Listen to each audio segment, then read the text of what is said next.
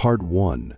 The shadow knocks when you are silent. Have you ever found yourself staring into the void of your own mind, only to feel something stirring deep within? It isn't fear. It isn't madness. It is something ancient, something familiar, yet long buried beneath the masks we wear in the daylight. This is where our story begins, not in a temple, not in the silence of a sacred cave, but in the battlefield of your own inner world. You are not broken, but you are divided, and the part of you that you've long ignored is calling out through the echoes of your suffering. You may call it the dark spirit, the shadow, the inner demon, but what if I told you that it is not your enemy? What if I told you that this dark presence is not here to destroy you, but to complete you?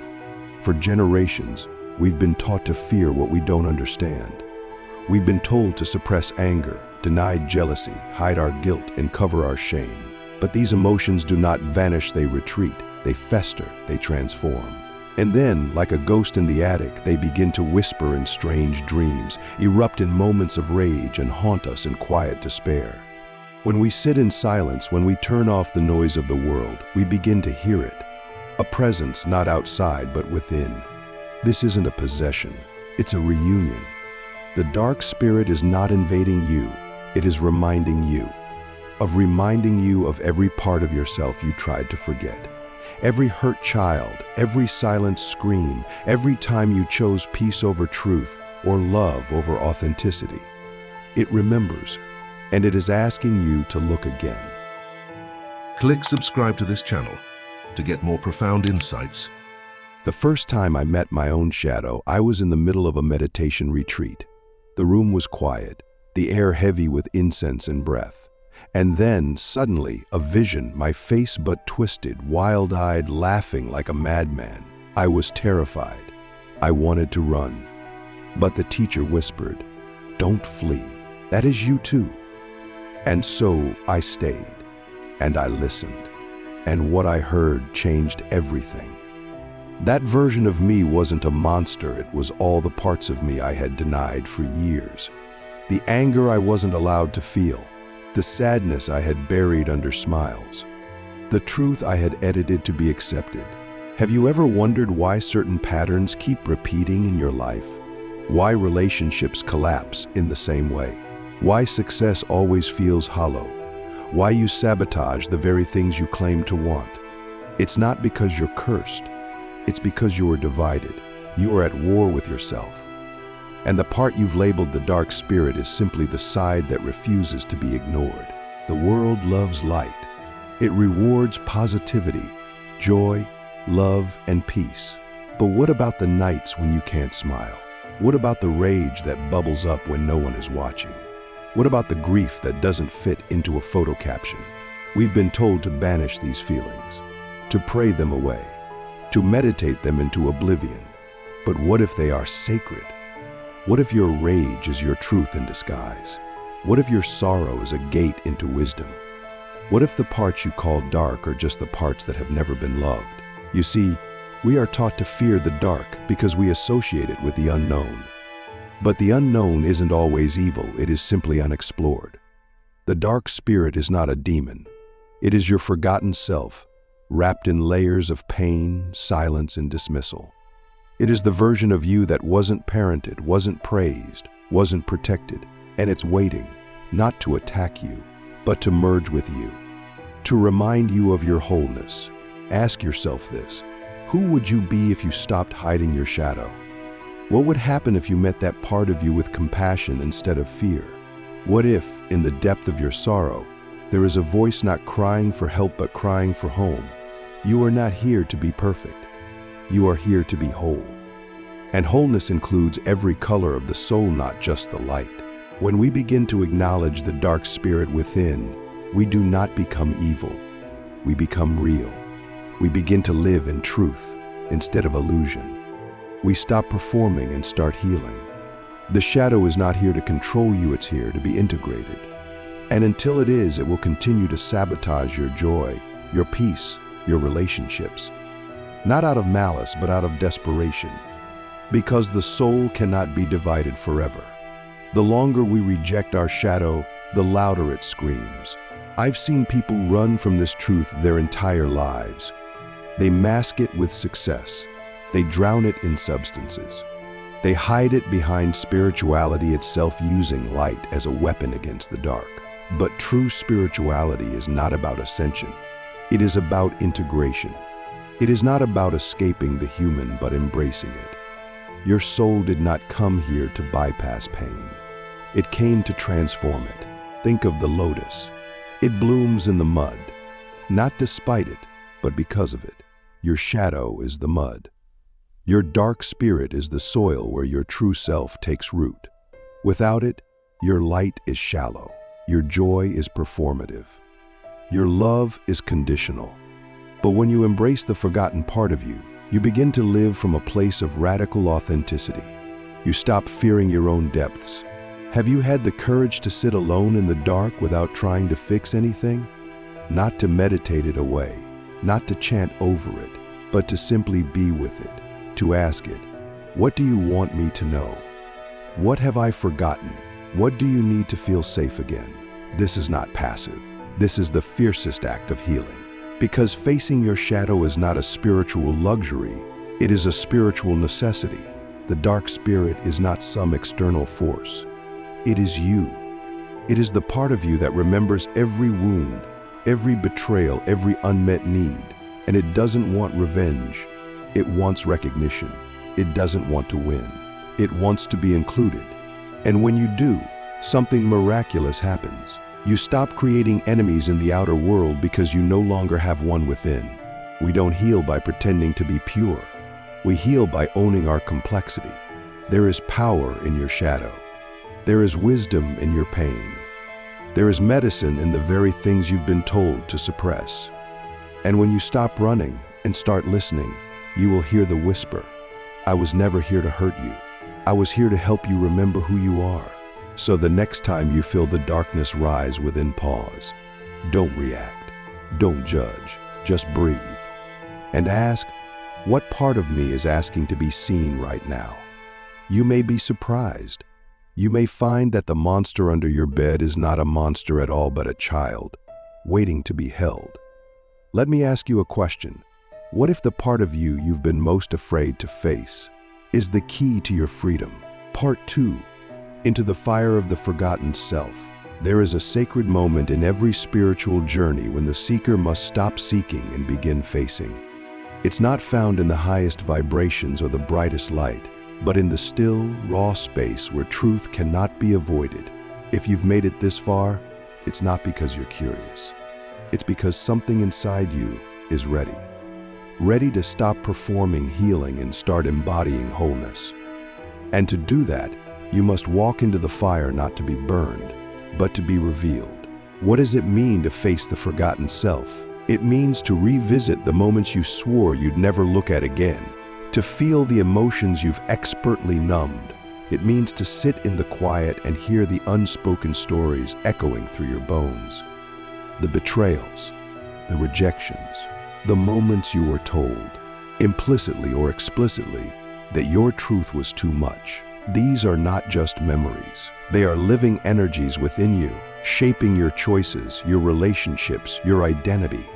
And they will continue to do so until they are witnessed. The dark spirit does not live in the shadows because it loves darkness. It lives there because it was exiled, cast out by your fear, hidden by your mind, rejected by your ego. But here's the paradox. The very act of hiding your shadow gives it power. Like a wound beneath the skin, it festers, it swells, and it begins to distort the rest of you. Not because it's evil, but because it's unacknowledged. What we deny becomes what controls us. What we face becomes what frees us. You may wonder, how do I face something I can't even see? The answer is simple, but not easy. You feel it. You watch your reactions. You notice your triggers. You become curious about your pain rather than afraid of it. The next time you lash out, shut down, or flee from intimacy, don't justify it. Pause. Ask, what part of me is reacting right now? Whose voice is this? Is it mine? Or a forgotten version of me still trying to be heard? To invite the dark spirit into the light is not to indulge negativity, it is to reclaim sovereignty. You are not just the smiling mask. You are not just the wise one. You are also the abandoned child, the angry teenager, the bitter lover, the silent sufferer.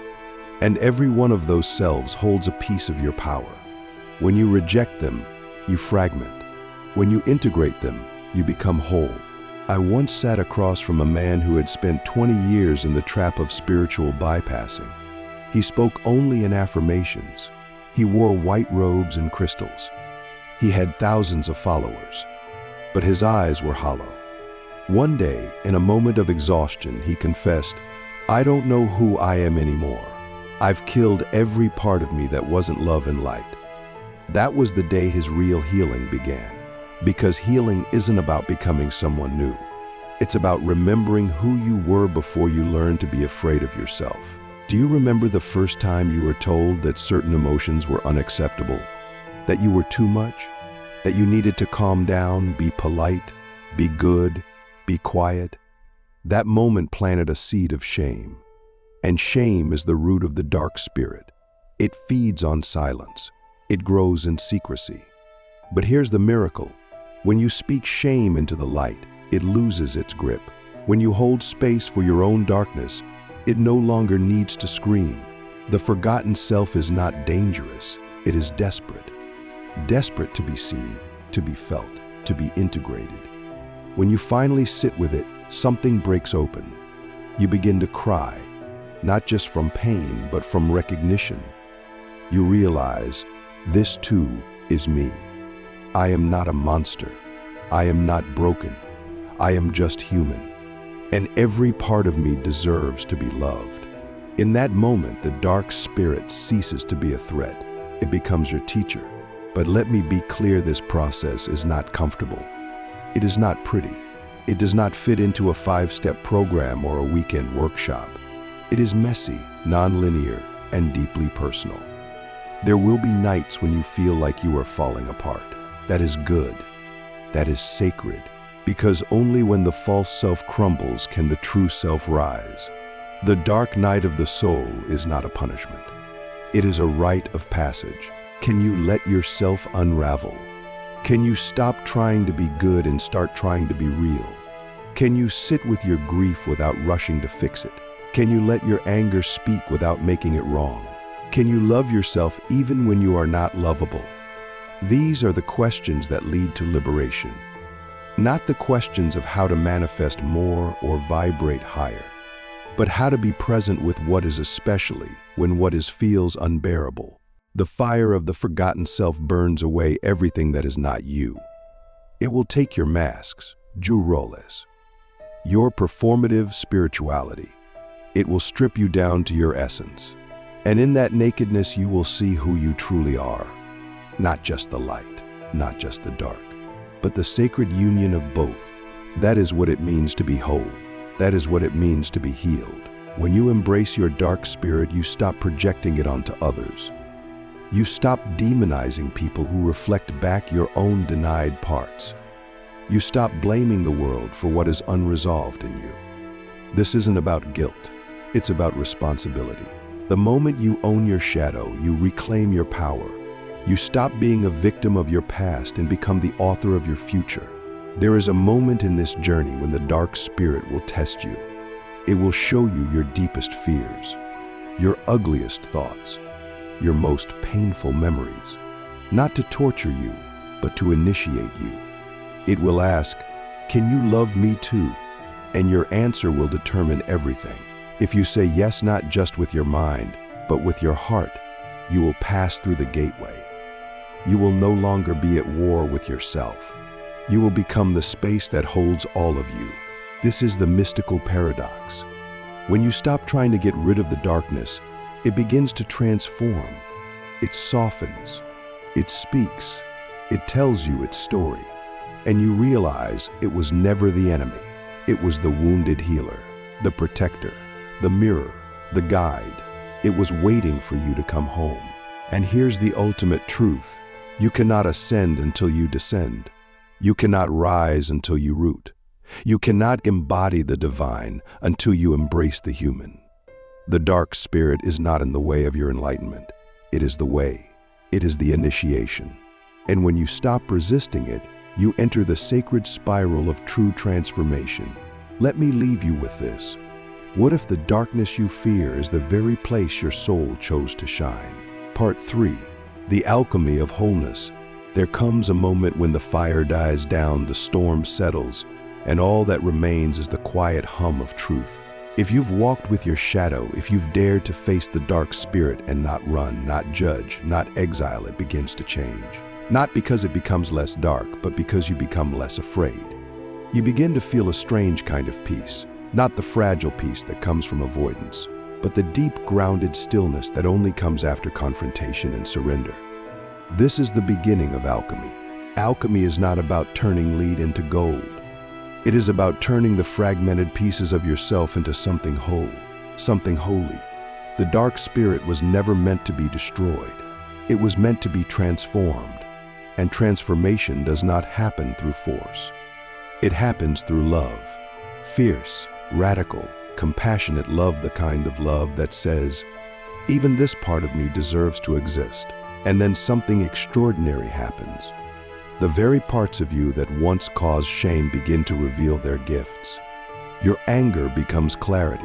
Your sadness becomes empathy.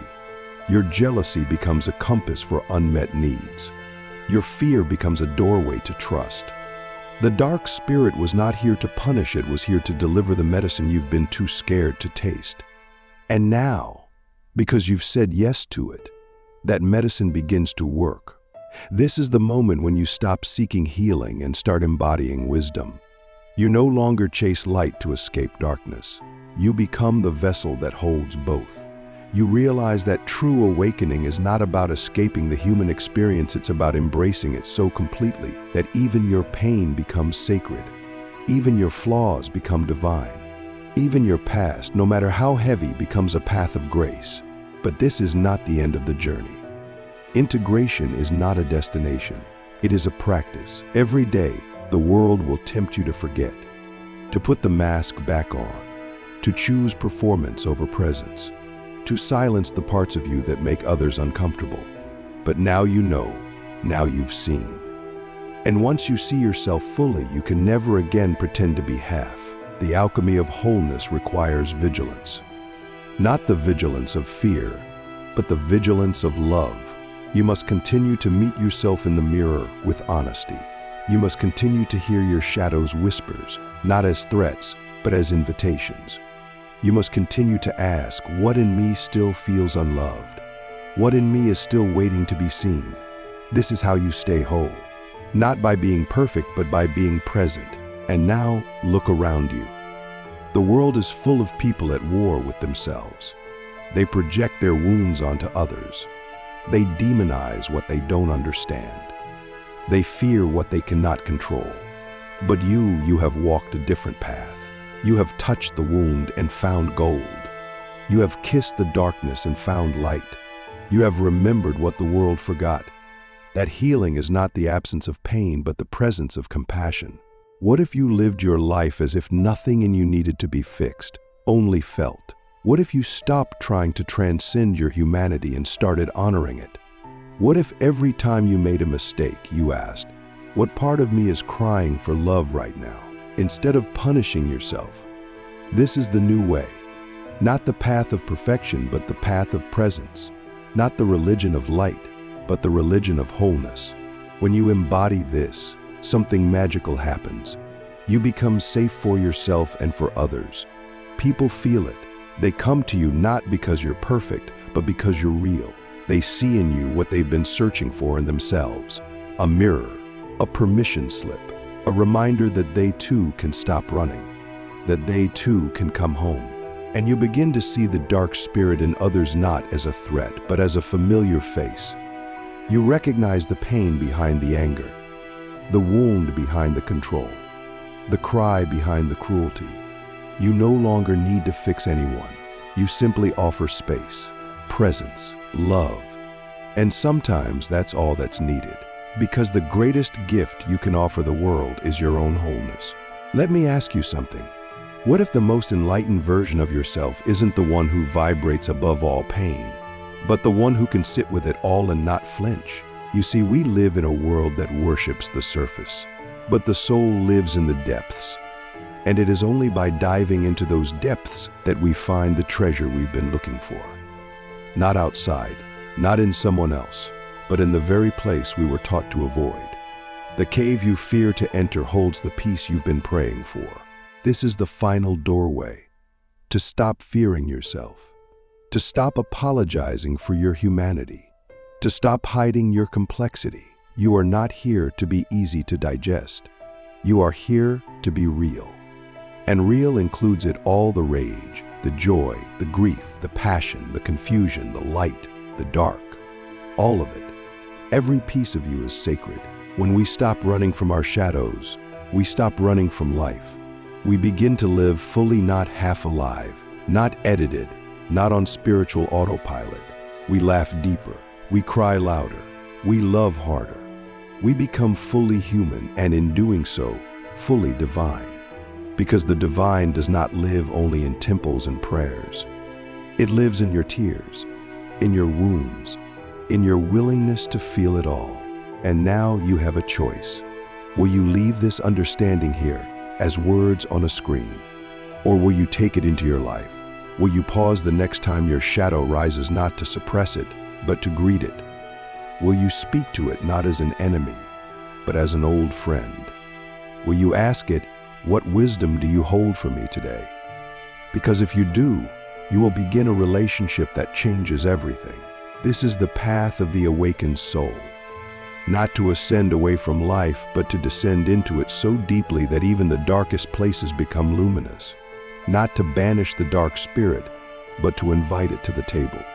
To say, you belong here too. Because when all parts of you are welcome, peace is no longer conditional. It becomes who you are. So I leave you with this final question. What if your greatest liberation will come not from finding more light, but from finally loving your own darkness? Let that question echo. Let it burn. Let it guide you home.